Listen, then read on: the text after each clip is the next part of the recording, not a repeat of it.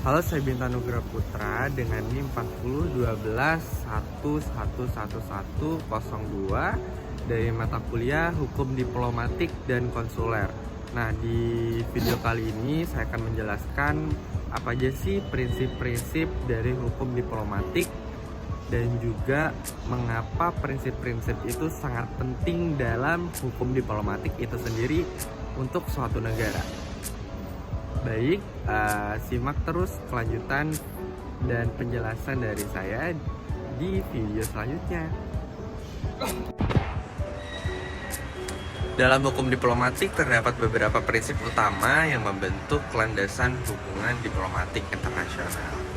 Nah, prinsip-prinsip ini diatur terutama oleh Konvensi Wina tentang hubungan diplomatik pada tahun 1961 yang merupakan dokumen kunci dalam hukum diplomatik internasional.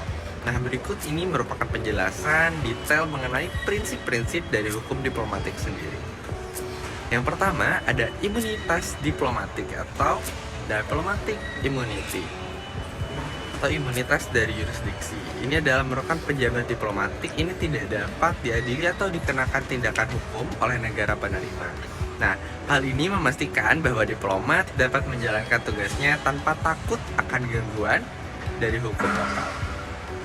Nah, imunitas dari penangkapan dan penahanan ini, pejabat diplomatik ini tidak dapat ditangkap atau ditahan kecuali dalam kasus-kasus tertentu, seperti pelanggaran berat yang dianggap sebagai ancaman serius. Nah, ini menjamin bahwa diplomat dapat melaksanakan tugasnya dengan aman.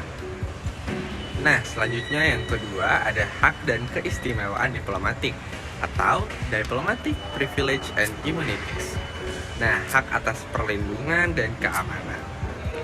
Negara penerima ini wajib memberikan perlindungan terhadap pejabat diplomatik dan fasilitas diplomatik, termasuk keamanan fisik dan perlindungan dari gangguan.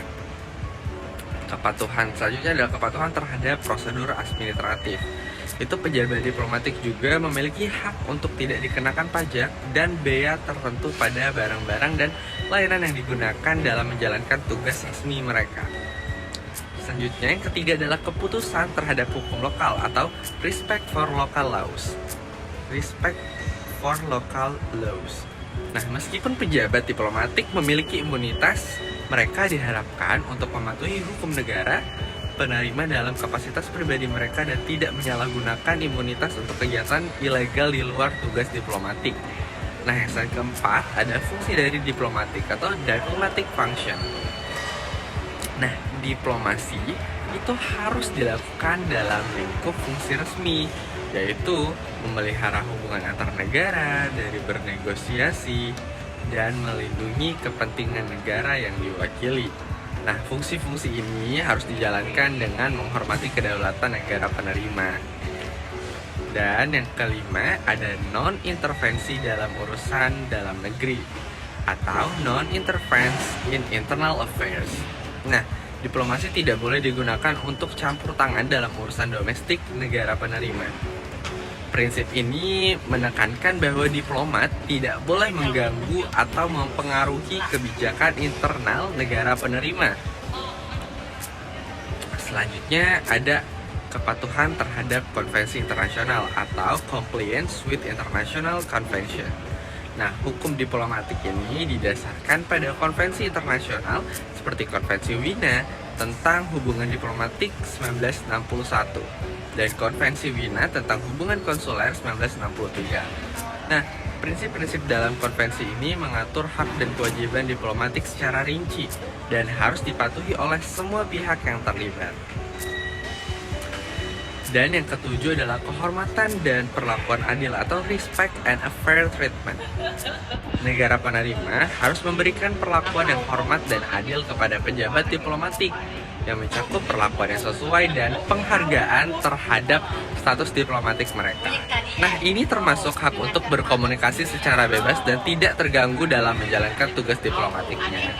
Dan yang kedelapan, ada keamanan dan perlindungan fasilitas diplomatik atau protection of diplomatic facilities. Nah, negara penerima bertanggung jawab untuk melindungi fasilitas diplomatik seperti kedutaan dan konsulat. dari segala bentuk gangguan atau kerusakan. Nah, ini nih termasuk ke perlindungan terhadap bangunan, komunikasi, dan dokumen resmi. Nah, prinsip-prinsip ini dirancang untuk memastikan bahwa hubungan antar negara dapat berlangsung dengan lancar, efektif, dan tanpa konflik, serta untuk melindungi hak dan kewajiban baik diplomat maupun negara penerima. Nah, selanjutnya, mengapa prinsip-prinsip hukum diplomatik itu sangat penting nih?